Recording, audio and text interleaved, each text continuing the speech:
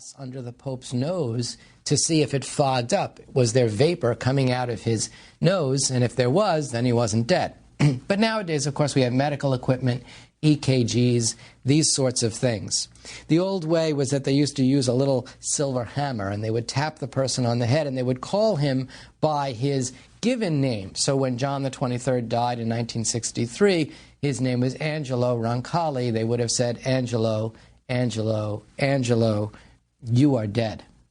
Now, what they do once the death is certified is they've got to seal the rooms. They've got to make sure that no information that's confidential gets out. And so the rooms are sealed, the phone lines are cut, fax lines are cut, all of that stuff is closed up, and nothing is going to happen in those rooms until they are reopened after the new pope is elected.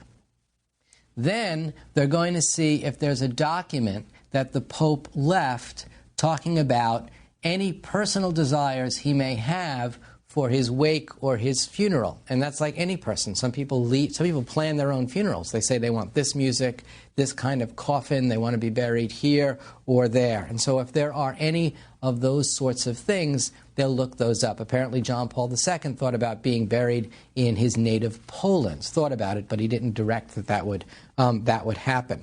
And so essentially what happens next is that there are a series of what we would call wakes.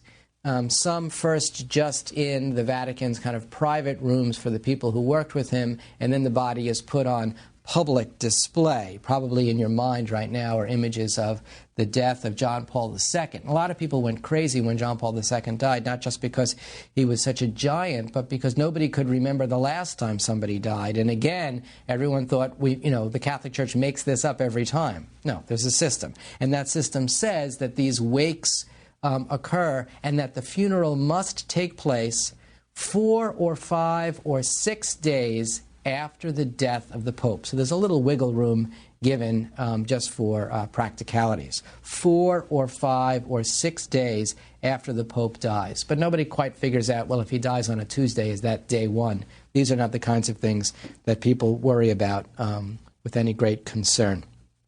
And then the funeral takes place on that 4th or 5th or 6th day. And it's a huge event.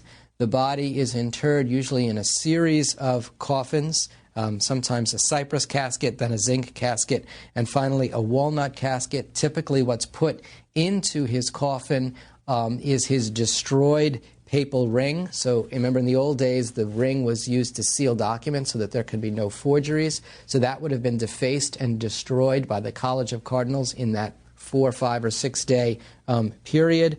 Sometimes copies of his most important writings are put in. I think I remember reading that with John Paul II there were so many writings, they just put a list of the titles of all of the writings because there were so many, and then the body is interred. Then begins a 9-day period of mourning, called very simply for the Latin Novem Diales, which means nothing other than 9 days. So if the Pope dies and the funeral takes place on day 6, and then you have the 9 days, you're at about day 15. So who's in charge of the church during that 15-day period, what's called the sede vacante, the seat of St. Peter, the throne of St. Peter is vacant. This is what's called an interregnum, a period between the reigns. And the people who are in charge are the College of Cardinals taken together.